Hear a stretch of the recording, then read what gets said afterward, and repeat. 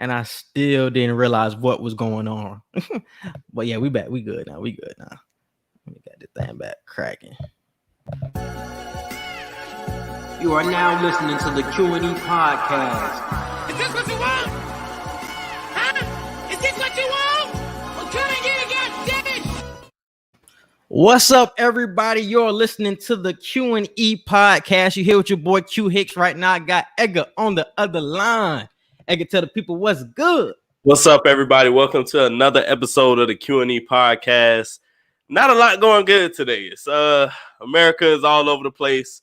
Proud Boys doing Proud Boy things. MAGA hat wearers doing MAGA hat wearer things. It's just a lot of black people just watching and just saying, hey, yeah, this is what y'all act like. So crazy Wednesday, random Wednesday for sure. And that's the most interesting part to me, bro, is that this is on a Wednesday. Why y'all not at work? What's going on with y'all that y'all just free on a Wednesday at 2 p.m. going crazy?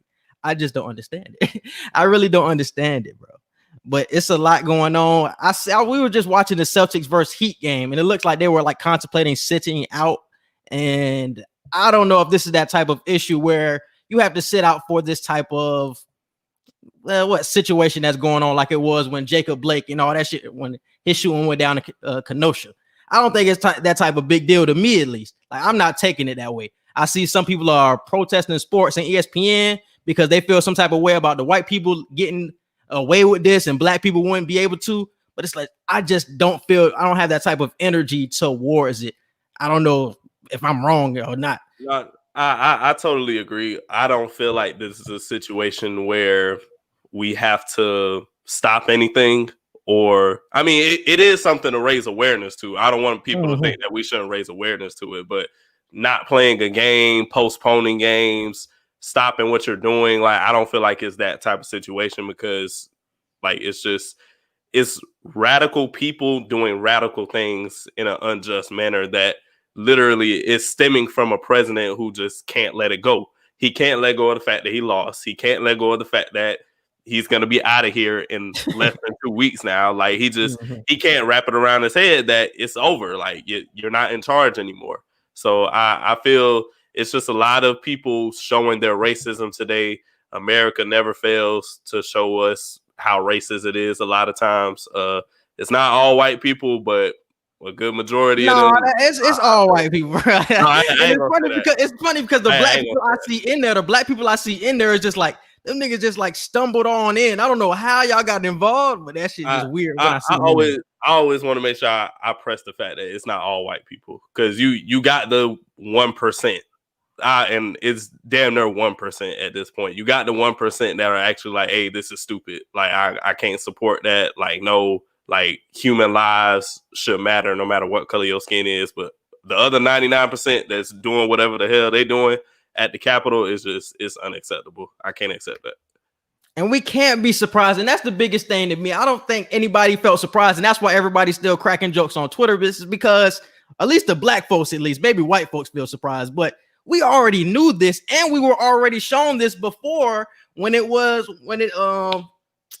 was that, bro? With the COVID movement, with the mask. When that mask movement was going on, the white folks was all in the police face at some building. I forgot when it was, but they were all in the police face. Nobody was getting shot. It was just peaceful for them, but everything was so radical on their side. But when we try to stand up for our rights and with the BLM, we getting bullets and all that tased and all that bullshit. So it's like we already seeing how they treat us, the difference already. Yes, we see this on a full scale now, how y'all really doing it on a grander scale. But we already knew this. Like, we can't be surprised at what's going on. Yeah, I wasn't surprised at all. Like I said before we even started recording, like, the only thing I was surprised about was how far in the Capitol they got. It didn't shock me. It didn't shock me that they actually got through the front door, but the fact that they actually got into the meeting rooms, like into certain political figures' offices. They literally were sitting in Nancy Pelosi's office. They were kicking. They were real deal kicking it in there, right? I'm like, what? Like, how does this happen? Like, how do you fight the Secret Service? I didn't even know you could swing on the Secret Service. From my knowledge, if you even look at the Secret Service the wrong type of way, they probably finna press on you and be like, hey, what's going on? Like, is there beef? Like, so the fact that they're fighting Secret Service members, policemen, Like the police were taking selfies with the rioters. Like that's the part, and that tells you a lot. And it tells you a lot. And I think that was the biggest part of it to me, is because we keep saying, or the media keeps spinning it as they're storming the Capitol building, when really they're letting them in. They're letting them in. Like, they're not storming anything. It was a whole video where they were opening the gates and they were letting them niggas in. So it's just like, bro, what are we doing here? Like, y'all real deal on their side now. Even with the Blue Lives Matter, people are on their side for real. It's just like, all right, bro. Now we see how it really is. Like, y'all really want to be a part of this riot, but y'all on the other side right now because it's y'all day job. But y'all know where y'all stand. And that shit just wild to me, bro. And I think that was the most crazy. A lot of them probably seen their friends, their colleagues, like family members. Hey, like, that's you? Come on up to the front, man. Like, yeah, man, first person in. God damn, bro. It's crazy. I can't even say it's sad to see because it's America. Like, it's literally this. It just showed how much they still don't care about black people, because when we peacefully protest, when one of them kill us, we peacefully protest and march. And what do you see? You see the National Guard, you see the SWAT team, you see the riot gear and the rubber bullets and the tear gas. With this situation, nobody was handcuffed. Nobody was. You had one person that was shot. One person, not all one person. And let that be the other way around. Let that be the other way around. Like, just no tear gas, no nothing. I seen a white dude with horns on his helmet and a spear with the American flag wrapped around it. I'm like, what? Like, this doesn't make any sense to me. They had to evacuate the senators and other public officials that were in there. Yeah. Like, that, it's crazy. I don't even know what to say. And it's crazy, bro. I think Jacob Blake definitely still alive, but he didn't get any justice for his shooting that's going on with. So everything that we were fighting for, man, we still didn't get any justice for that with our peaceful protests. But y'all up here running into the Capitol building, and nothing gonna change for them. Joe Biden is the president, and we're most likely gonna get the Senate. But it's just like, God damn, bro, y'all just can't learn. Like, I don't know when this is gonna change, and I don't know how it's gonna change. Because the mentality is so deeply rooted. It's so deeply rooted. It is, but we got to take it one step at a time. Like you said, we won the Senate today. Thanks to George. But this is the question I will ask you: how long are we going to be saying that, though? No, I'm just saying, like this is the one step at a time process that we have to start taking, because it is deeply rooted. Since majority of everything is blue now, there is no excuse to not start taking action with things. There is no more. They're not on our side. Like, we control majority of what's going on now in the rooms, at least based off of the people that are in there anyway. So Joe and Kamala Harris, like, they have no excuse to not get stuff done now. These senators that are in there now, these House representatives, they have no excuse to not get stuff done, because you have the majority vote now. You have the quote unquote power in there now. So there, for the next 4 years, at least, there's no excuse. And this is the time I really would want Bernie in there, because Bernie was promising so much shit that I would have loved Bernie to be in this seat right now, because that nigga would have got loose with us, bro. He would have got loose. We would have at least been getting checks every week for sitting on our ass with Bernie. Bernie would have made some shit shake, bro. I'm telling you. Because did Biden promise for free school? Yes or no? No, I don't think so. He didn't. What did he promise? If he did, it wasn't to the extent of what Bernie was saying. Bernie was like literally trying to get the first 2 years of school for free. Yeah, I thought the whole 4 was for free. Nah, well, I don't remember if he changed it, but at least the first 2 for a fact he was trying to get for free. Shit crazy in these streets, y'all. Y'all definitely stay safe. Before we get into these sports topics, definitely want to say RIP to MF Doom. That was a surprising one in the community. I think they said he died on October 31st, and they just the information just came out last week. So definitely RIP to him. One of the greatest rappers to ever live. Always stayed with the mask on to hide his true identity. One of the realest dudes that ever lived, bro. I don't know how you could be gone for that long and nobody says anything. Like, you literally dead from October to now, and people ain't really find out till this month. Like, that's crazy. And that was a question I had too, is because was anybody checking up on him? Like, or when people called to check up on him, were they told not to tell anybody? That's probably what it was, I would think. But it's still like, how can you keep your lips closed? Somebody would have ran their lips. Yeah. Somebody. That's what I'm saying. Like, there's no way you could be dead for literally at least a month and nobody. That's like if I was to die right now and nobody found out until like March. Like, how the hell? Like that? That's crazy. Yeah, that shit was interesting to me, bro. I don't know how the fuck that worked. Because I would think like a couple of days would go by and it's just like, okay, then you can let the news out. But for a month, damn it, 2 that he been dead. That shit is crazy, bro. That shit is definitely crazy. But let's dive into these sports topics. This is episode 104. And if this is your first time listening to the Q&E podcast, we are a sports and entertainment podcast. And we have 5 topics. We are segments. We have a sports section, 2 Hour Wednesday, social media wants to know, entertainment, and also Pass the Ox. So stay with us throughout this whole time that we're live. And also, we have Q&E Radio. Edgar, go ahead and plug Q&E Radio.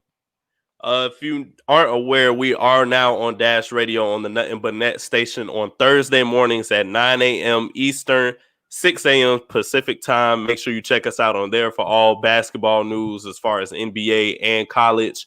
You can check us out on there on the Dash Radio app. Make sure you download that. It is free, by the way, so no charge or nothing. So just make sure y'all check out Q&E Radio every Thursday morning on the Nothing But Net station on Dash Radio.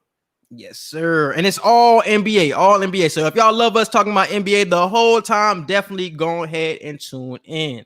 So let's dive into the NFL. We're going to do the playoff preview, and we're also going to go through the awards. So MVP, Coach of the Year, we giving y'all all that today. So what do you want to start with? Awards or the playoffs? Let's start with playoffs first. Let's start with the playoffs. All right. So the first game of the week will be the Bears versus Saints. I want to talk about that game first. How do you feel about this game, bro?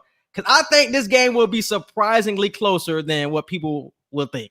I do too, just for the fact that we're used to seeing the Saints fold in the playoffs somehow, some way.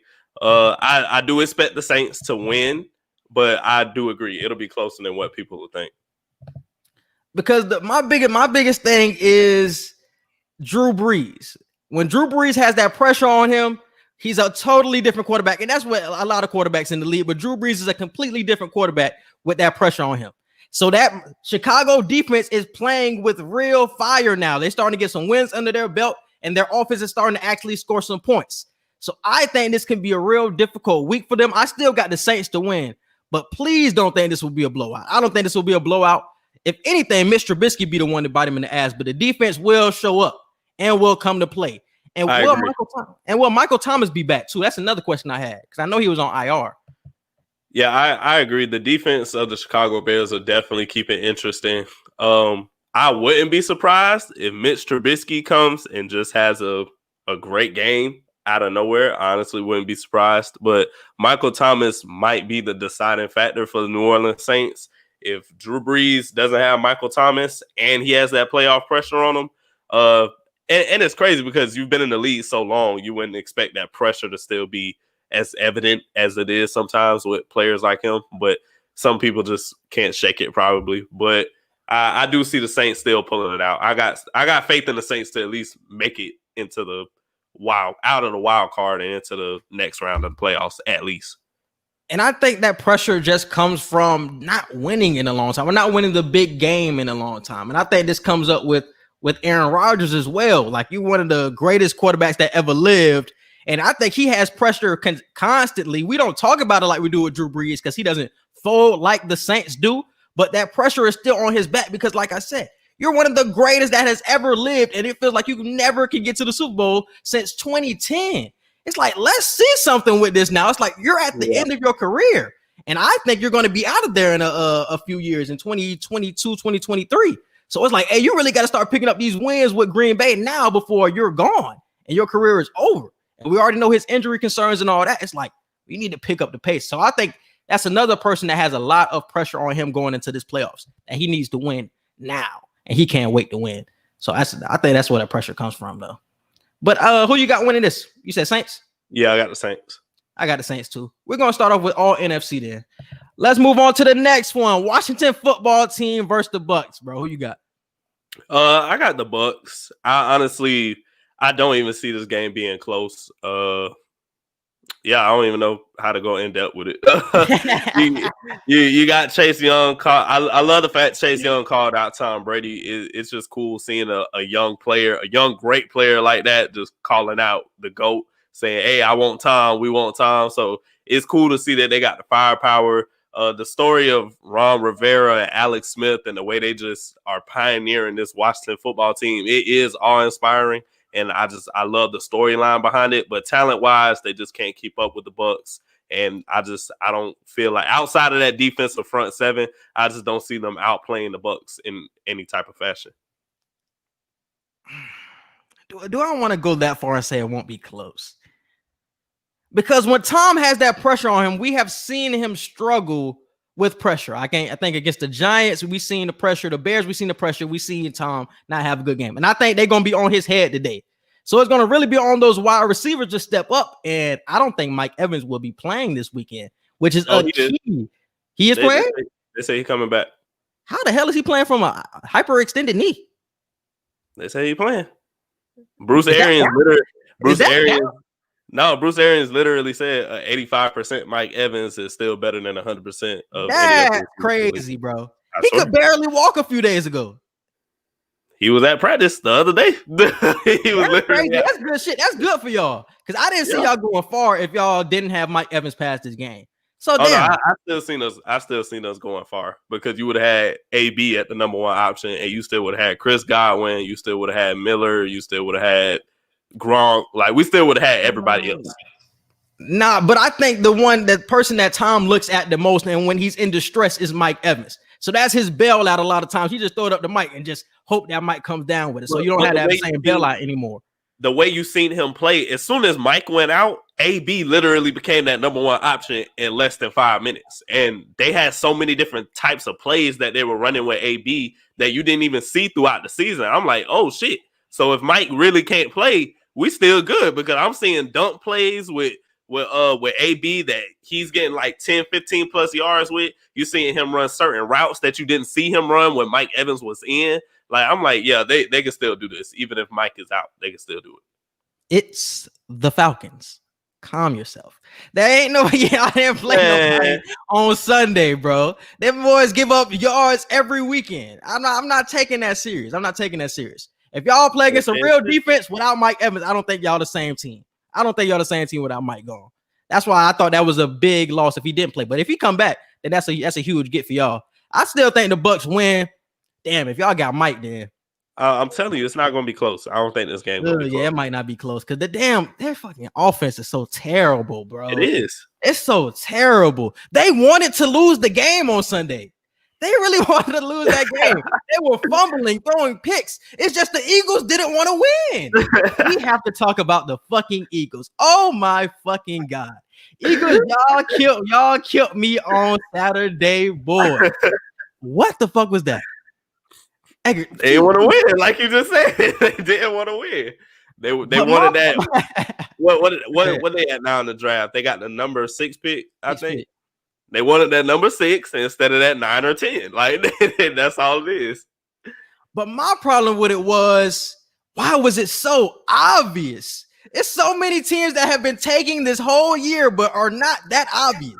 It's the fact that I don't even think they meant for it to be that obvious. It's like they accidentally made it that obvious. Oh my goodness. You take out Jalen Hurts, you put in Nathan Sudfeld, who is terrible. And as soon as he gets in, he just throws an arm punt, throws an interception off the bat. Next possession, he gets the ball, he fumbles. Like, you just put this nigga in to turn the ball over.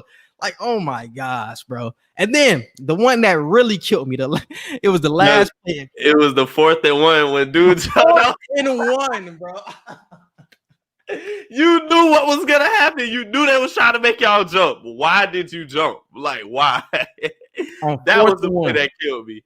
That was the play that confirmed that y'all niggas is y'all fucking up the integrity of the game. Y'all fucking it up because I see what y'all doing. And it's obvious as hell. It was already obvious, but it was just like, bro, you telling him to jump off sides? Nigga didn't even say hike. Y'all niggas just jumping. All right, Eagles. And I understand that y'all want to get the low draft pick, but it's just like, bro, you could have been way slicker about this shit, my nigga. Yeah. Real deal. You could have just started Nathan Sudfeld the whole game, honestly, and just say our season is done. I want to see what Nathan Sudfeld look like. That's what y'all really could have said. But now y'all got damn Giants fans and they feelings. I don't care about Giants fans is upset. Y'all just ain't won enough games. I don't know why y'all mad. I would have been mad too, though, bro, because the damn Eagles should have won that game. They should have, but if I'm a Giants player, I'm not mad at the Eagles because they didn't win a game that they shouldn't even had to be in that situation for. We should have just won enough games so we could have been to the playoffs. Plain and simple. Accountability is not there. I'm gonna be mad. I'm gonna be mad at you. Off that plane. I'm gonna be mad at you because I didn't win enough games. Like because you were my last hope. I won my game. You were my last hope, and you didn't come through. You should have. Like your nigga. It's just like your nigga. He didn't lie for you. That was basically what happened. Your nigga just didn't lie for you in a situation where you needed him. You should never put me in a situation. So now you get in trouble. So now you get in trouble. You're putting me in a situation to lie for you that I didn't even know I had to lie for you about. Yes, you did. You know you had to lie. Everybody knew the playoff scenario. You knew you had to lie for me, and you still made it obvious as hell that you were lying. You shouldn't have put me in a situation. You shouldn't have did what you did to make me have to lie for you. That's all that is. This is what I will say. You're blaming me for something that you did. Like, you're finding a way to not put the blame on yourself. No accountability. This is exactly what I would do in real life too. This is exactly what I do. If my cousin was to do this, I would be blaming you for getting me in trouble. No accountability. If you didn't want to be a part of this plan, you shouldn't have asked for this. They're not a part of any plan. You should have told me from the beginning that you didn't want to be a part of this plan. They're not a part of any plan. They're the Eagles. You're the Giants. Y'all are not friends. We could have been friends. We're rivals. We're frenemies. This is what we're saying. We're frenemies. No, that's not what it is. That's not what it is at all. We're frenemies. And y'all fucked up that whole relationship, bro. That's literally not what it is. That hurt. Who you think was more of a threat, though? You thought the Redskins were more of a threat, or yeah, the definitely. Giants? I thought it was the Redskins too, so I really wasn't tripping over it. But it was just like Eagles. Y'all disgust me. All right, bro. Let's move on to the next game in the NFC: Rams versus Seahawks. Who you got? I got the Rams. I feel like this is gonna be out of the NFC. This is gonna be the toughest game. Honestly, you got the Rams? Yeah, I got the Rams. Oh. I feel like because having the Rams beat them, did they beat them twice this year? I'm not sure. I'm not 100% sure if they beat them twice this year though. But the Rams, I said this a couple weeks ago. The Rams are like a top 3 team in the NFC. If we be honest, you can't be a top 3 team after you lose to the Jets. Nah, I honestly believe they're a top 3 team in the NFC. The Rams won the first game and the Seahawks won the second game. Okay, so they did split. But I honestly feel like Jared Goff is going to have a career game. I feel like they're actually going to make it to the next round of the playoffs and possibly lose to who would they have to play? It would be out of the Saints and the Bears, I think. Yeah, because out of the Bucks and Washington, that's who plays Green Bay. So, yeah, I see the Rams winning this one, and I see them losing to the Saints. Hold on, is that correct? Yeah. Because the Saints are the 2 seed. Yeah. So it depends on who wins. It depends on who wins because if the Seahawks win, I got you will play the Saints. I got the Saints being Chicago. It's not. No, but I'm saying it depends on who wins between the Seahawks and the Rams because isn't that 3 versus 6? That's what I'm saying. Like the Rams are going to beat the Seahawks, and then the Rams are going to lose to the Saints. That's what I'm saying. But they're not going to play the Saints. They're going to play the first seed. So it's the lowest seed. The lowest seeds plays the first seed. Out of the Bucks and Washington, that's who's going to play Green Bay. Out of the Bucks, that's 4 versus 5. That's 4 versus 5. That's who plays Washington next. No, that's not. It's not an NBA bracket. It's whoever is the lowest seed plays the first seed, and whoever is the lowest seed after that plays the second seed. Yeah, I guarantee you that's how it would. I'm telling you, that's how it is. It's how it's always been. So if the Seahawks were to win, they would play against the Saints. If the Rams were to win, they would play against the Packers. That's not how that goes. Yes, it is. Look it up. No, it's not. I'm looking at it how it goes. I'm telling you how it goes, bro. It's not a regular bracket. It's not a bracket. It's whoever is the lowest seed plays the first seed. I've been seeing people say on Twitter for a couple days now that the Bucks have like almost the easiest road to the Super Bowl because we literally play Washington and then we will play Green Bay right after that. You wouldn't play Green Bay. You wouldn't play Green Bay unless the Bears win. Because the Bears are the 7th seed. I'm telling you, bro, no. I'm looking at it right now. Because the Saints are the 2 seed. The Saints are definitely the 2 seed. Am I correct? Look, this is what I'm saying. Whoever wins out of Washington and the Bucks, they play Green Bay. That's not correct. This is literally on NFL Fox. Like, this is what they posted. That's not correct. I can tell you NFL Fox is not correct with that.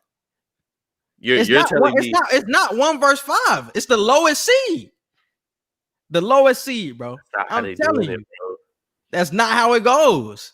So the AFC one isn't correct either.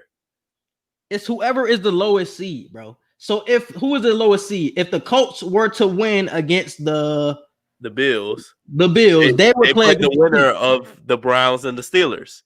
And whoever wins between the Ravens and the Titans, they play that's only if the higher wins. That's only if the higher ranking wins. That's only if the higher ranking wins. If that bracket will come true only if that is true. I'm going with the bracket. I'm going with the bracket. See, y'all getting that nigga off track, bro. I just seen it. I'm telling you what is being posted. I'm telling you what everybody else is posted. It's 2 first seed. I'm telling you what's literally about to happen. Thank you. Nah, I definitely gotta look shit up. You ain't gotta look it up. I just showed you. Nah, because that ain't correct, bro. That can't be correct.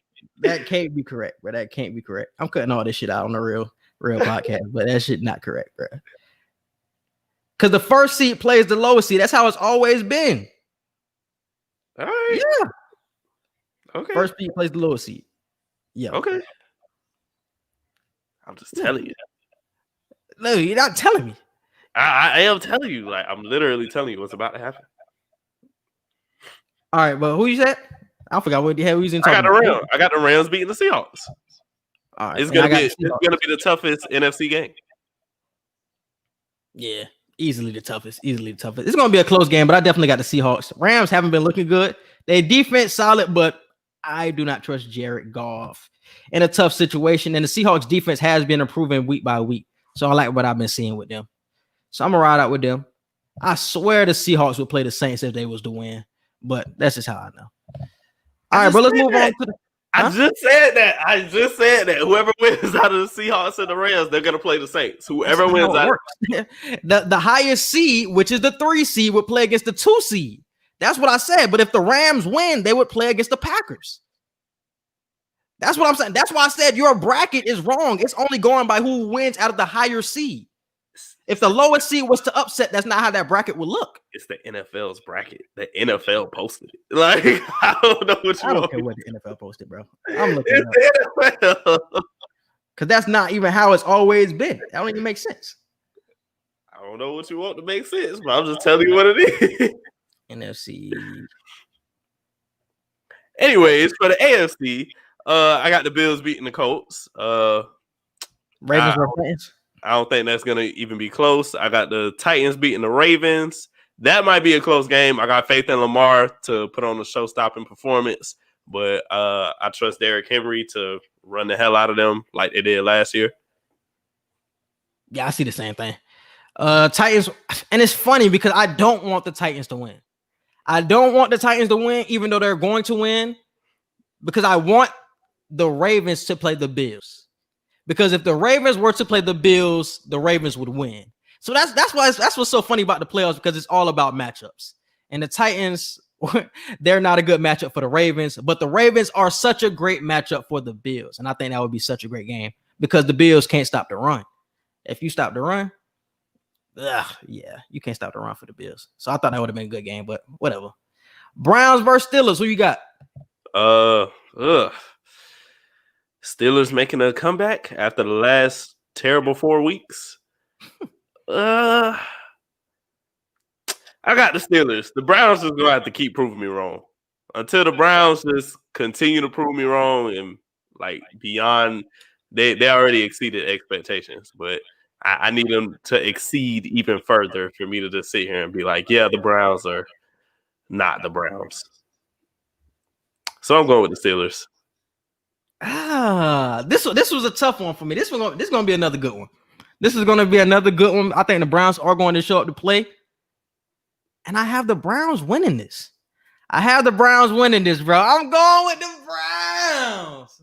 You be sleep on it. I'm rocking with the Baker, man. Nope. I'm rocking with Baker. Nope. You're gonna see, bro. I'm rocking with Baker though. Because it's funny because I was really gonna go through the whole playoffs with you. But you messing up the ranking, you messing up the bracket and shit. And that's not how I'm showing you what the NFL posted. You giving me your own bracket. I'm showing you the NFL bracket. Man. All right, bro. So let's move on to the NFL awards. Who you got for MVP? MVP, I'm going Aaron Rodgers. Aaron Rodgers.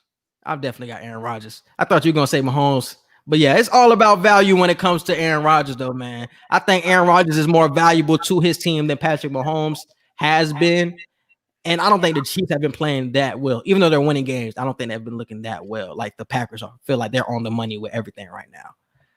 Defensive player of the year. I'm going to go with Xavier Howard from the Dolphins. Same. I'm rocking out with Xavier Howard. Most picks in the NFL. Definitely got to rock with that. And that Dolphins defense was tight this whole year, mainly because of him and Byron Jones in that secondary. Definitely rocking out with Xavier Howard. I think the other candidates were Aaron Donald, TJ Watt. I don't know who led the NFL in sacks this year. Who led the NFL in sacks? It might have been TJ Watt now that I think about it. It might have been TJ Watt, but I'm going to rock out with Xavier Howard, though. Coach of the year. Ooh. Coach of the year. It was dang, who I want for coach of the year? I'm gonna go with Flores for the Dolphins. The way he just turned around this program and just I pictured the Dolphins being the second best team in the division this year for the AFC East. But the way that they're doing it and the fact that they almost got to the playoffs. And the future that they have is so bright, and the defense that they just have created so far, I just got to give it to them. I definitely got Brian Flores with this one. Definitely got Brian Flores. Who did you say? Flores. You said Flores too. Yeah, that's what I thought. Yeah. Yeah, I'm definitely rocking out with Flores, though. Comeback player of the year. Alex Smith, no question. Yeah, no question. Should have been Cam, but we already know. Yeah. You already know. But I think even if Cam had a good season, it still would have went to Alex Smith, though. Cam would have had to have a great season for it to be Cam. Yeah. He couldn't just have a good season. He would have had to have a great season. Yeah. His story was too great not to give him this award, bro. You had to give it to him. Offensive Rookie of the Year. I think this is really down to Justin Herbert and Justin Jefferson, really. Exactly. You can't really be mad at either one. It's funny because I did have Justin Jefferson when the Vikings were on their little winning streak. But once they started losing games at the end, it's just like, I got to rock out with Justin Herbert. He got the better stats, and they both had the same record, basically. I don't know. It's just they both putting up crazy numbers. They both putting up crazy numbers. I'm gonna go with Justin Jefferson. Rocking out with Justin. Yeah. Like I said, I can't be mad at it because he been putting up crazy numbers. I think he's passing in Randy Moss with all of his stats. And everybody know I've been on the Herbert train all season, and he definitely has put on a great performance as a rookie this year with the amount of touchdowns he's thrown, the amount of yards he's thrown for. It's just he's on the Chargers, and the Chargers are ass. So going back to Coach of the Year, I do want to give Kevin Stefanski a shout out though, because what he did with the Browns, what they were last year with no Odell. Do I want to change my answer? I'm gonna give it to the black man. I'm gonna give it to the black man. I'm gonna still stick with Flores. I'm not you're not wrong for giving him his flowers for that, but nah. Yeah, I'm gonna give it to the black man. Offensive player of the year. Ooh. I think that's Diggs, Allen, Mahomes, Rodgers. Kelsey, Henry, 2,000 yard back. I'm gonna go with Stephon Diggs. Stephon Diggs, offensive player of the year. Yeah. Is he leading the league in receiving yards? Yes, sir. You back at it? Mm-hmm. I'm gonna go with Travis Kelsey, bro. Well, the things that he's doing at the tight end position, he is just another one that is revolutionizing that position, man. And he's really a big wide receiver at this point. We call him a tight end, but it's just he's a big wide receiver, bro. And he's putting up wide receiver stats nowadays. And I think he broke all the tight end records this season. Most touchdowns, most receiving yards. So I got to show him some love with this one, bro. I'm going to definitely get this one to Travis Kelsey. Defensive Rookie of the Year. Chase Young. I said Chase Young was going to get it before the beginning of the season. Anyway. Who else would be in this conversation? Don't even know. This was Chase Young's award, honestly, from the beginning of the season. Yeah. I really didn't have anybody else in mind, and nobody else really popped out to me when it came to Defensive Rookie of the Year. So that's definitely Chase Young. And I think that's all of the awards. We already went through picks of the week. All right. We didn't have any 2 Wild Wednesdays this week. No 2 Wild Wednesdays. I forgot it was Wednesday. It was so much shit going on. Yeah, it was. So much shit going on. Today was literally a 2 Wild Wednesday. Yeah, exactly. So the riot shit was the 2 Wild Wednesday. We're going to be back at it next week, though. All right, let's dive into some college football, bro. Actually, let's start off with the Devonta Heisman shit. Devonta Smith wins the Heisman over Kyle Trask, Trevor Lawrence. Who else was in that thing? Najee Harris. Mac Jones. That's who I'm blanking on right now. So how you feel about this? You felt like he deserved it? Yeah. I was on the Kyle Trask train. Jeremy Chin. You're right, bro. Jeremy Chin was definitely one of them. You're right. Oh, yeah. I was on the Kyle Trask train all season. Even after the loss to LSU, I was like, the numbers he's putting up is just crazy. But I told people I'm not going to be mad if Devonta Smith wins it because he's the best player in college football. Other than Kyle Pitts, is Devonta Smith. He's the most unstoppable wide receiver in college football right now. His numbers are crazy, breaking Alabama records like it ain't nothing. And that's it really. Only thing I didn't like about the voting, Kyle Trask should have been second in voting. The fact that he was behind Mac Jones and Trevor Lawrence, that pissed me off. That made no sense. He had better stats. You're gonna find some way to be mad about this shit. He had better stats than Mac.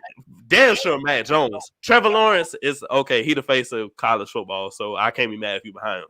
But how are you behind Mac Jones in the race? Like that just didn't make any sense to me. Your numbers are 10 times better than his. I don't give a damn how many losses you got. That's true. I thought Trash would be like second. I didn't even think Lawrence would be second. I think Lawrence. I didn't think Lawrence would be second either. But you the face of the nation as far as college football. So I ain't too shocked that you're top 2 in votes. I can't be shocked by that. You shouldn't be numbers wise, but you the face. So, but honestly, I think this wide receiver thing, this wide receiver winning Heisman, is going to become a thing. I think that is going to become a trend moving forward, especially in the type of college football and the way football is going now, more passing type shit. It's not like the running back. Remember, like 10 years ago, I mean, there was a whole lot of running backs used to get Heisman. I don't think it's going to be like that anymore. I think it's going to be the wide receivers and quarterback award now. And I think this is just the start of it.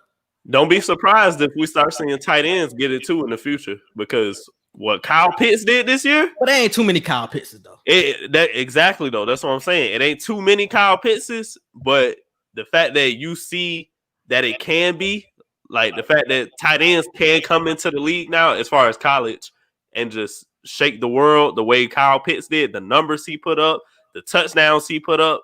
Don't be surprised in the near future if we at least see a tight end as a finalist. May not be a winner, but a finalist for the Heisman. Don't be surprised in the next 5 years. Because I thought he was going to be a finalist this year, but he missed too many games though. If he would have played every game, he would have been up there. No, I don't think he would have been up there, but I think he finished 10th while missing all these games. He finished 10th. He put a lot of people on notice. Even though I didn't think he would be a finalist, he still put a lot of people on notice for the tight end position. And definitely got to show love to Najee Harris, because damn, Najee Harris looked like he should have been above Mac Jones. Exactly. That boy putting in crazy work. I don't appreciate the fact Matt Jones was ranked as high as he was in the finalist ranking. Like, you have the top wide receiver and running back in the nation. You have no excuse to not put up the numbers you putting up. That's true. But you can If say that. if you put Kyle, you can say that shit about Trask too, though. Trask had some weapons, bro. If you put Kyle Trask on Alabama, if you put Matt Jones in Florida, who gonna do better? I think it's about the same, honestly. No, bro. It's not the same, bro. I promise you. We've seen way because talent wise, what's the difference? Talent wise, Trask giving you some shit that Mac Jones isn't. Don't get that wrong. Don't get that twisted at all. Don't act like Mac Jones is scrub. We've seen way better Alabama quarterbacks than Matt Jones. Who? Don't say we haven't. Who? AJ McCarron? Greg McElroy? Don't say we haven't. Other than Tua, who? Don't say we haven't. Other than Tua, who? Jalen Hurts was a better Alabama quarterback than Matt Jones. When he was at Alabama, he didn't even throw the ball. Exactly. And he was still a better quarterback. You disrespected that man, Matt Jones, bro. I don't like how I feel like you're overrating Trask because you're a Florida fan. I'm not. I'm literally I feel like you're overrating Trask because talent-wise, there's really no difference between a Mac Jones and a Kyle Trask. I think Mac Jones is putting up the same type of numbers at Florida because don't act like Florida didn't have weapons. And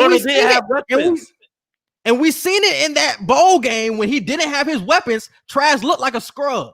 Don't get that shit twisted. No, we're not going to do that. Don't get that shit twisted. Trask was playing with people who didn't even touch the field all season. I don't want to hear none of that shit. When he doesn't have talent, we seen what it looked like. Bro, there's a difference between not having your top talent, your top talent, and having people who didn't touch the field all season. That's different. Now, if I'm playing with second strings, I'm obviously expecting you to do something.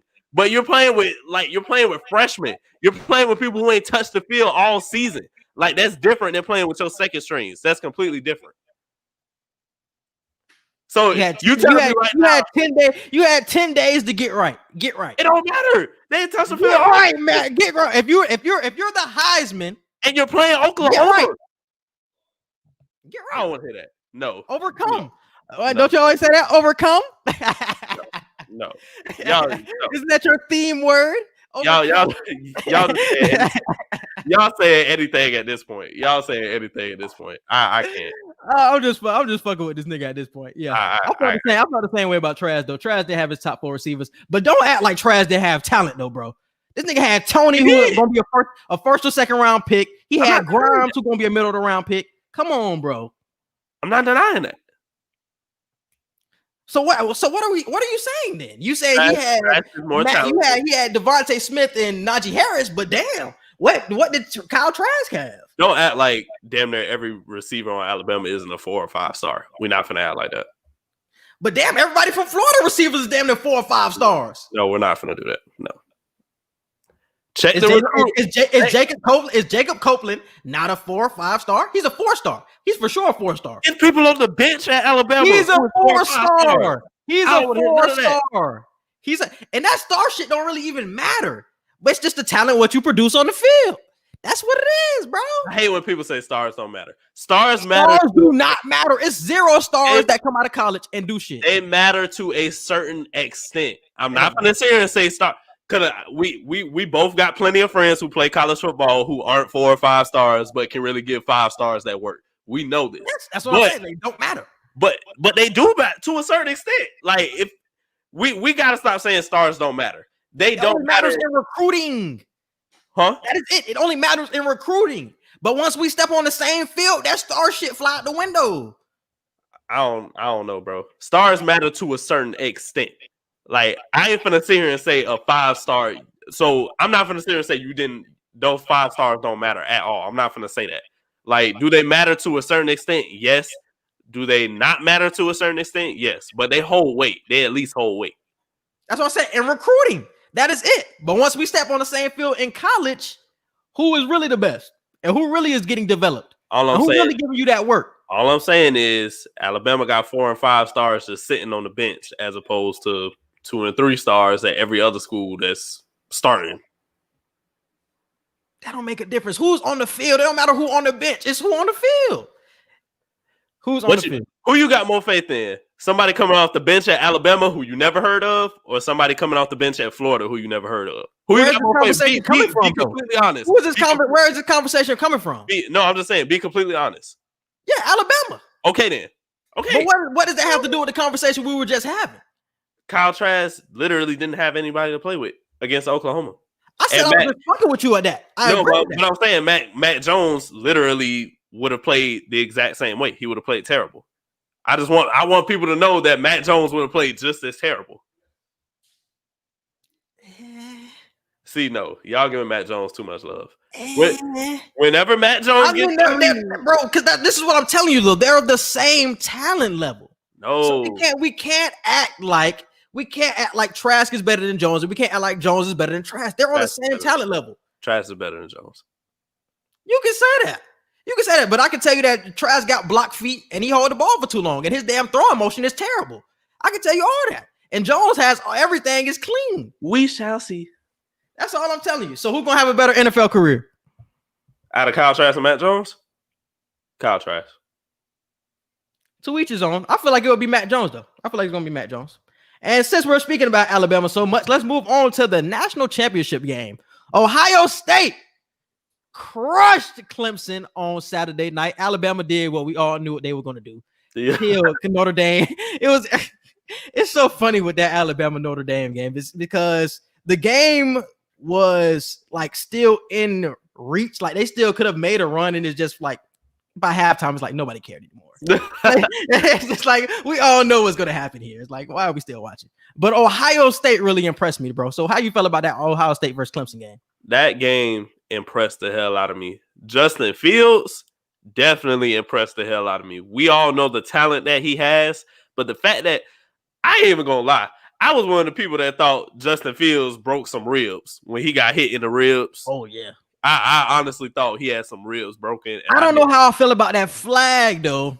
No, that was clearly targeted. How I feel about that flag. That was clearly targeted. I don't want to hear nothing else. I don't know how I feel about that flag though, bro. I don't think that was targeting. His helmet was first off. Your helmet's like this. Once you're like this, it's targeted. I don't care what part of the body you're not supposed to hit anybody like this. Like your helmet is not supposed to be down. The fact that he couldn't see where he was hitting, like that's targeting off rip.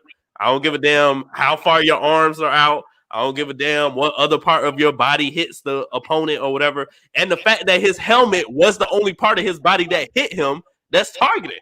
But we have to make the rules clear, though, bro. The rules just aren't clear. How? That's not clear. You're not supposed to hit with the crown of your helmet when it comes to targeting. You're not never see that shit. You're not supposed to hit with the crown of your helmet against anybody. That's targeting. You're not. I don't think those rules were clear, bro. Because I was seeing college players tweet out that he shouldn't have been ejected. College players who play that game every day, they were saying that he shouldn't have got ejected. I'm like, if they don't even know the rules about what's targeted and what's not, how can the fan know? Because I thought targeting was only helmet to helmet type shit with the crown. Targeting is not only helmet to helmet. Targeting is when you're going with the crown of the helmet and you're hitting somebody without even seeing where you're hitting at. Like, you're not supposed to put the crown in your... They taught us that, and literally, you're not supposed to hit like that. You're not supposed to hit... First off, that's more damaging to you. That was the key. I'm surprised he wasn't hurt. I knew Justin Fields was going to be hurt because he didn't even have pads on right there where he got hit at. But I'm surprised he wasn't hurt. That's the same type of hit that ruined Ryan Shazier's career. Like, you're not supposed to hit like that, bro. Whether you get kicked out of the game or not, that's not a good hit. That's an illegal hit.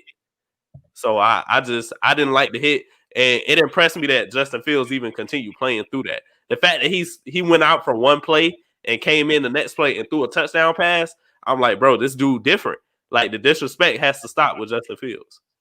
And that was my biggest takeaway with Saturday night, bro, because I was hearing so much bullshit about Justin Fields. I was hearing that the BYU quarterback, Zach Wilson, was going to get drafted above Justin Fields. I was hearing Justin Fields was struggling in some games this year. And when Justin Fields showed out, he really rose. His draft stock really rose this year, bro. So he solidified number 2 pick now. So we can let go of all that disrespect of Zach Wilson better. It's Trevor Lawrence, Justin Fields, and might be a little closer than it's really closer than what people want to admit. I was finna post something crazy on 2 Wild Wednesday. I was finna post something real crazy, but since we didn't do 2 Wild Wednesday, I first off, I just want to give my take and say that this is too wild. But Justin Fields getting the number 1 draft pick spot over Trevor Lawrence. That won't happen though.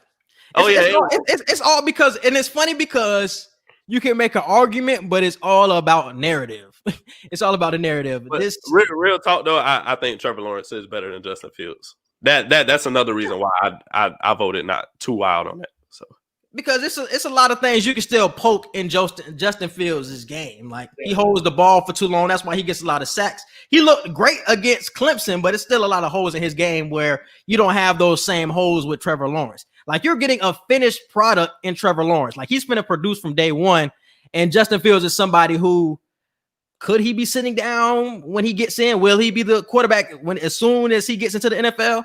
That's something I can't tell you because it is some things he has to develop on. But Trevor Lawrence is like another Andrew Luck though. Like he's going to get drafted, and that's why I don't think it would have switched. Even if Justin Fields would play great against Alabama, I still don't think the narrative switches because Andrew Luck. I mean, Trevor Lawrence has that Andrew Luck figure. Like he's like he can't be touched type shit. Yeah, like he's so much higher than everybody. So it's just all about narrative when it comes to that. But yeah, that shit would have definitely been too wild, definitely too wild. Yeah. All right, bro. So let's move on to the actual national championship game. Who you got? I'm gonna go with the underdog. I'm gonna say Ohio State.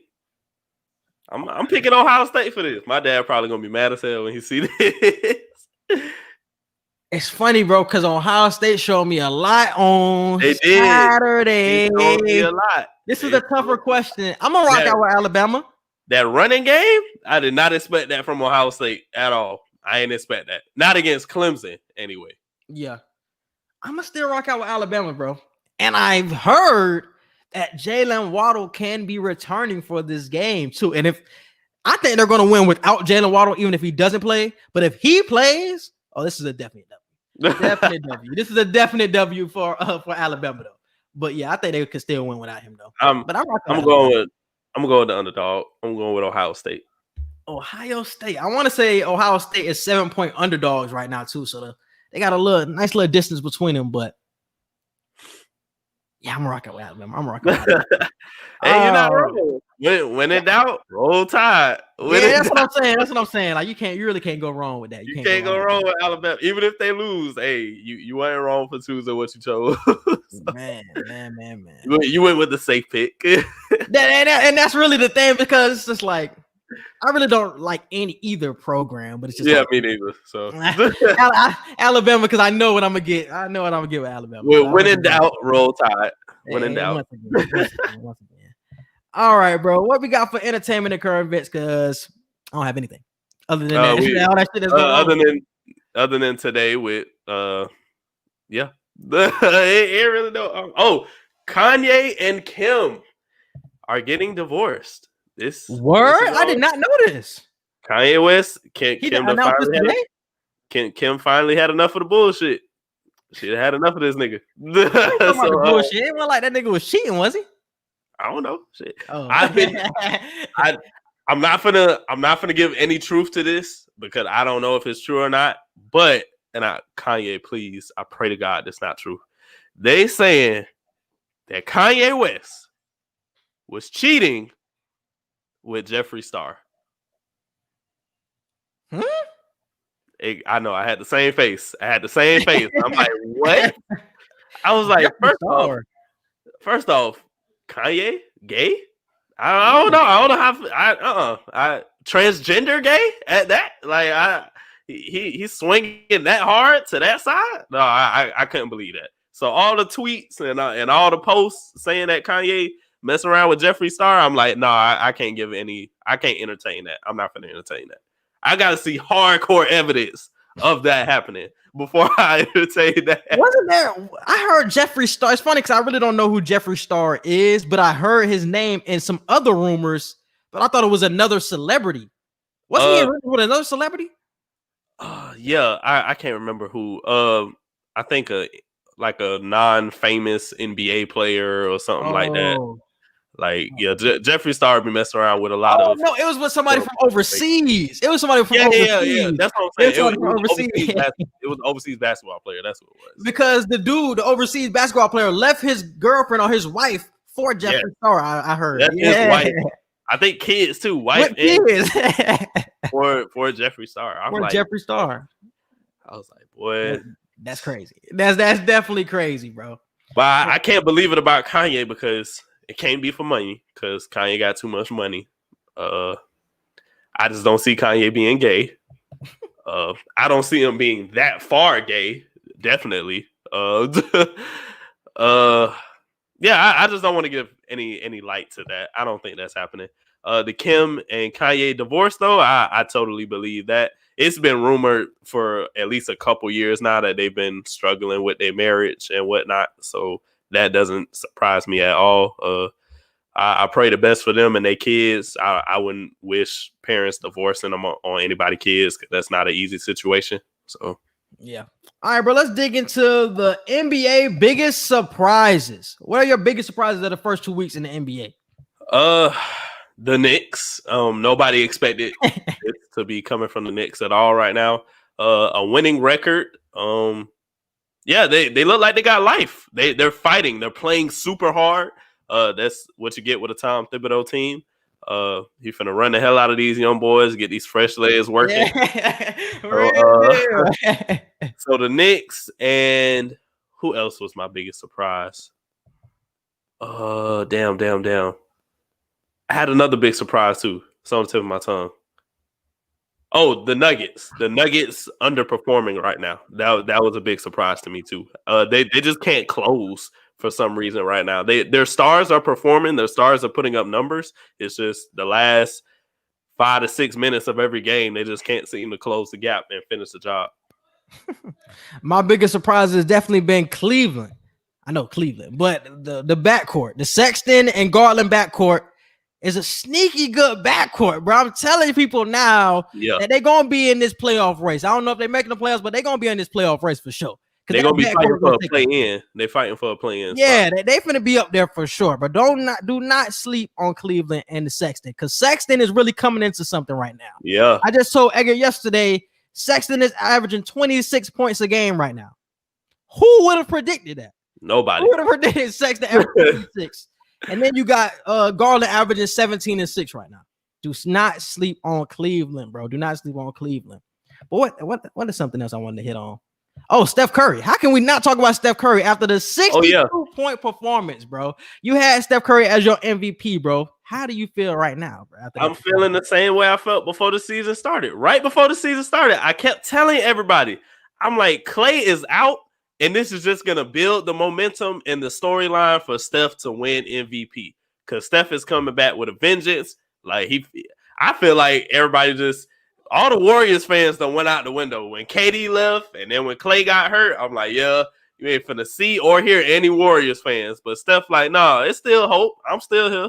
You know, the leading splash brother is still here. So the fact that he has complimentary pieces like Andrew Wiggins, James Wiseman, Kelly Oubre, I feel like they're giving him still, and Draymond Green, you still got the force of Draymond Green and the inspiration that he provides off the fire for the team. I feel like they're still giving him complimentary pieces to work with and still let him be Steph. Defensively, Steph is still man, but I don't feel like Steph is gonna miss a beat offensively because they're picking and rolling a lot better than I thought they would without Klay Thompson. And it's funny because they're still running the same offense like Klay was still there. Exactly. And then in the first couple of games, it looked like it wasn't going to work because, damn, they looked terrible the first couple of games against Milwaukee. And I think they played the Nets the game after that. So they looked terrible. Yeah. But I think everybody it's the thing about Steph, you have to get used to playing with Steph. That is the Steph system that they got going on over there. You have to have a high IQ to be playing with Steph Curry because you're going to have a lot of down screens, a lot of pick and rolls that you're not going to have on regular teams. He's not a ball dominant point guard that everybody's going to have their eyes on. He's moving around the court at all times. It is his system. I keep hearing that Steph Curry is a system player, but it is his system. He is the system. He is the system. Steve Kerr said it before. He is the system. Exactly. And you have to get accustomed to playing with his system. It's same thing with Braun. Braun and Steph are like the same thing, kind of. You can't just. It's not gonna happen quickly. I wouldn't say all that. No, I'm just saying as far as like them being the system, like it's. I'm not saying it's on the same level. I'm just saying players have to get used to playing with Braun. That's why you never see Braun teams start off well for like the first 20 games. No, but this is what I'll say about it. Though I feel like we're having two different definitions of the system. Because yes, Braun is the system. Braun is a system, but he's in a different category of system. Oh yeah, I agree. I'm just saying as far as being the system. Oh yeah. Because I think it's because, and this is what I say the difference is. Steph Curry cannot carry a team like a Braun, like a Harden, like a Luka. He's not that ball dominant point guard who's going to carry you. He's going to get everybody involved. He's not that type of player. He's like I just described. He's running around the court trying to get his shot, and you're going to eat off his movements. But the LeBrons, the Westbrooks, the Hardens, and the Lukas who can just you're going to go to the playoffs off my back type shit. Like those are different type of system to me, and they're different type of definitions. So that's why I say those type of players like Harden and Russ, those are like carry descriptions or carry categories. While Steph Curry is a different system, bro. Like nobody in the league plays like him. Nobody in the league. And I feel like some players should. Players like Dame should be playing like him. Trae Young should be playing like him. But everybody doesn't have that same type of IQ. They have the IQ, but they don't have the same type of awareness like Steph Curry does to move off the ball. Because just imagine if Dame Lillard was with the Warriors. What would they be? What would you think they would be? With Dame and Steph? No, but just you switch them out. What do you think? What do you think it would be? First off, if you switch them, Portland will damn near make it to the finals almost. Because the way Steph and McCollum would play with each other. But if Dame was on the Warriors with Clay and Draymond and all them, first off, you'll never see Clay hit the amount of shots that he hits. It would just be such a hindrance, and not to knock Dame at all, because Dame will get his, but it's like he'll eat so much that it'll take away from everybody else's game. Draymond Green would damn near become a liability. That's exactly my point. And that's why I say you have to have a different type of IQ when you're playing with Steph, because in those Dame Lillard system, those Trae Young system, those ball dominant guards, it's a different system. So I know you guys think that, yes, Dame and Steph are definitely the best 2-point guards in the league, but they don't have the same type of playing style. So if you just were to switch them, it's not the same. It's not the same type of playing style, bro. So I kept seeing that if you switch Dame and shit, it wouldn't be the same. Yeah, Draymond, we would not look at Draymond Green the same way that we do. Because Draymond is playing point guard right now. He's the facilitator of that whole offense. So he is the one feeding everybody at this point and getting everybody in the right position. And that wouldn't be the same if you have Dame, because Dame will be running the show and Dame is more ball dominant. So it's just like it's a real difference, bro. So it would be Dame time and it wouldn't be a good time. It would be a good time because he probably dropping 50 or some shit like that. But Clay not the same excitement though. I feel Clay wouldn't eat the same way. Draymond would become a liability. Who else? Like if you're talking about switch them this year or like previous years. Yeah, this year. This year, would James Wiseman be getting the amount of looks that he's getting right now? It'll be a lot of question marks. I think he would. My question is it wouldn't be the system like everybody would just be standing still. And I don't think with this team that you currently have right now, I don't think you have the talent for everybody to be standing still. You have to have some type of system going on right now. Have to have some type of system. And the Steph Curry system makes everything look better. And I don't think this team is going to be a crazy top 4 seed, or they shouldn't even be with this talent. But I think they have the potential to be up there with a top 4, top 5 seed. So it's something that we have to see, bro. But because I just want to go back to the man movement and the player movement when it comes to Dame and Steph. Not Dame and Steph, but Dame and Trae Young. If them boys incorporated that in their games, especially they don't understand how much that would take them to the next level, because everybody is locking in on you because you have the ball in your hands. If you have the ball out of your hands, you're moving around, they can't key in on you anymore, bro. And that's Right. why Steph is so damn near unstoppable, because you can't key into what he's doing. And that's why Dame Lillard in the playoffs, you can key into Dame, and Dame doesn't have those same type of performances. And why they always get swept by the Warriors in the playoffs. It's because you can key in on them. And it's just not the same type of effect, bro. So I would like to see that be improved by those two players. I don't know if it will because they're so dynamic on the ball, but that's just something. It's more likely to happen with Trey than Dame. And I would like to see it. And I would like to see it happen with Trey, being that he has so many people around him now, especially with this talent. It's just the fact that Dame has been in the league for a while now, and this is his game. I can't expect him to just all of a sudden change the way he entirely plays the game. It's too late for Dame. But it's the conversation now of what is Portland's ceiling? What is Portland's ceiling for real? Because second round. Yeah, we've seen this before for 6 years at this point. It's like, what are y'all ceiling? You got to the conference finals a couple of years ago. Okay. But where are you going higher than this? Or is this it? Does a move need to happen? Does Dame need to be traded? Does CJ need to be traded? What needs to happen? Because something needs to happen. Something needs to happen. I don't know if a trade needs to happen or if Dame has to improve. And not it would, between those two options, it would be a trade needs to happen. But I think they just would be a whole different team if he just moved off the ball. And I honestly feel like that's coaching and not Dame. Because you can fall in a trance of Dame going for 50 with the pick and rolls and all that. But then in the playoffs, that's not going to happen, bro. The game slows down. We don't see those Dame type of performances like that anymore, bro. So I think that's coaching. Coaching has to tell him, hey, you got to move off the ball. When you pass it, please move around so you can get the ball and they can't key in on you. That's coaching for both CJ and for Dame. So that's just an observation I'd be saying. But what else have you been seeing in the NBA? Zach LaVine. We all knew Zach LaVine was growing to be something great, but right now this season he's just been putting on a lot of stellar performances. I'll definitely be sure to try and watch more Chicago games this year, but I'm loving what I'm seeing from Zach LaVine. Philly. Is the process actually working right now? That's a good question mark. Tune in to Q&E Radio. Yeah, tune in to Q&E Radio, and we'll dive more into that. But that was another surprise for me. So Philly, Zach LaVine, the Knicks. Where's Zach LaVine, dog? God damn. It's funny because I keep seeing these monster performances that he's having. It's just like, does it really matter? Yeah. You're in Chicago. It's like, are y'all even going to make the playoffs when you're going bonkers like this? It's just like, free LaVine. Get LaVine on a contender for real, man. I want to see him somewhere where he can actually win.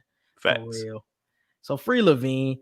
Bro, Bradley Beal going crazy right now. He got 57 points in 3 quarters. Damn. Who they playing? They're playing the Sixers. Whoa, wait. Are they winning? No. That's an important question. Are they winning? They're not winning, but he's definitely getting hits. That's what I'll say. He's definitely. Oh, it's a tie game right now. Okay. I'm about to say, damn, dog. Like, come on. Bro, dude he has 57 points, 6 rebounds, 4 assists, and he's 19 of 29 from the field, 7 of 8 from 3, 12 of 13 on free throws. Damn. And hey, just think of this. Just think of this though. He has 57 points and they're tied. So if he had 45, them niggas would be losing by 10. That's a crazy thought, bro. That's a crazy thought. He had to have 57 just to stay in the game. A lot of shit going on. What does Russ have? Oh my god. he has 14 and 11. Oh, he has 14 and 11. Yeah, he going for that triple dub. Yeah.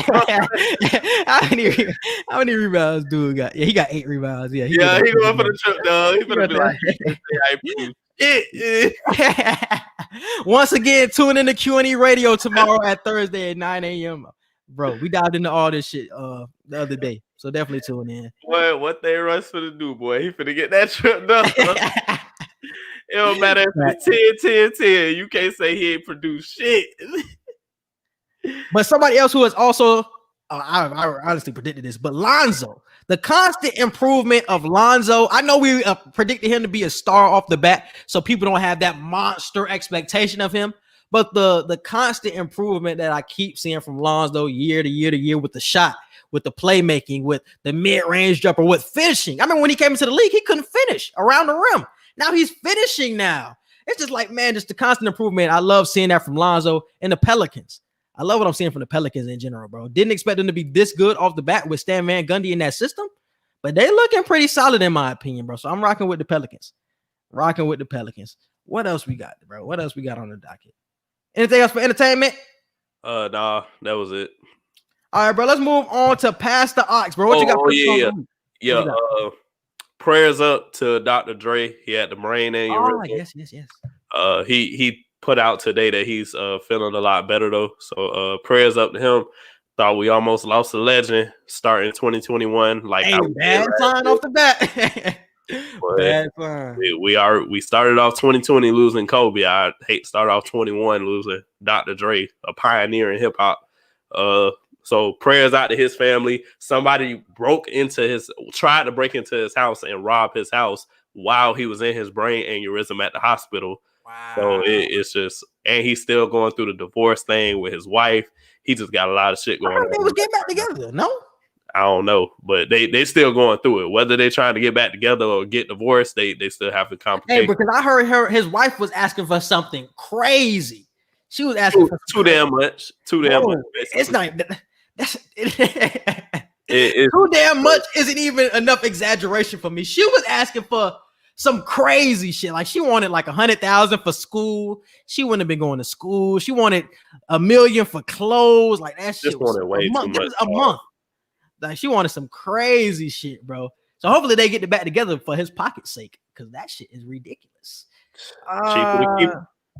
What is that? Cheaper to keep her. That's right. That's facts. Yeah, and I think that's all we got for entertainment and current events. I honestly cannot think of anything else that we have this week. Yeah, that was about it, really. That was about it. The craziest thing that happened this week was today, bro. Today was obviously the craziest shit. All right, bro. Let's move on to Pass the Ox, bro. What's your song of the week? Back in Blood by Pooh Shiesty and Lil Durk. I feel like that's gonna be. Yeah, I'm gonna go ahead and say it. That's gonna be the top song of the summer. I'm gonna let it ride out. Actually, nah, Drake ain't dropped yet. Drake finna drop this month. So Drake might mess around and pull out a song of the summer that we're just not ready for. But Back in Blood will be one of the hottest songs of the summer. Pooh Shiesty will be one of the hottest new artists this year. If you don't know who Pooh Shiesty is, he signed to Gucci Mane's new 1017 brand. Him along with Fujiano and a couple other people. But yeah, I rock with Pooh Shiesty and I rock with Fujiano. What I got? Give me Moose Saying by No Cap. Nah, I've been listening to not a No Cap lately, so yeah, definitely listen to that one. And I also want to go through the albums of the year, bro. What you got for the albums of the year? I actually made a post about it. Oh, you did? Damn. I tweeted it. Let me see what I got. I know my first two albums of the year is definitely Alfredo by Freddie Gibbs. That's definitely number one. Been my number one since it came out. And number two would be Burden of Proof by Benny the Butcher. Those are my top two. Let me see. Let's do top five. Top five albums of the year. I don't know what the hell. I gave 8. I think I gave a top 8. Damn no. I don't know what else I would have, bro. It's crazy because I listen to a lot of old shit, so it's weird when I look at my replay. Damn, I ain't say that, junk. I could have sworn I saved that, bro. Let me see. Burden Proof. Oh, Dark Line demo tapes, definitely top 5. That might be 3, honestly. Might be 3 for me. Okay, I'm about to. What else out this year? You got yours? I get my top 3, so I can't really figure out a top 5. I'm gonna let you go yours, do yours, and then I'll figure out. I'm gonna just give the top 8 that I tweeted on Twitter on the 31st. So in order, my favorite albums of the year was number 1, My Turn by Lil Baby. Number 2, How of Life by Future. 3, Pray for Love by Rod Wave. 4, Dark Lane Demo Tapes by Drake. 5, Savage Mode 2 by 21 Savage. 6, The Smartest by T Grizzly. 7, Chilombo by Janae Aiko. And then 8, Top by NBA Youngboy. I honestly only have a top 4. I can't. I can't even place a fifth one. So I got Alfredo, Freddie Gibbs, Burden of Proof, Benny the Butcher. Number 3. What was my number 3? Dark Lane Demo Tapes was definitely my number 3. Did Dreamville come out this year? I feel like Dreamville. Was that this year or last year? The Revenge of the Dreamers? Yeah, was this year or last year? That was this year. It's been a long ass year. It's been a long ass year, bro. Yeah, so I got that one at my number 4. Revenge. Damn, it's been a long year. Yeah, Revenge of the Dreamers 3. And only reason I wouldn't have that is because I don't know. I just feel like that's so much damn music on one album. No, that shit was fine. Oh, you talking about the director's cut? I only got the 18. Oh, yeah. I'm looking at the director's cut. That's what it is. Because I think the director's cut was like 26 or something like that. 30. Oh, shit. Yeah, I think I heard the one that was 18. Oh, okay. Yeah. Okay. Yeah. That 30.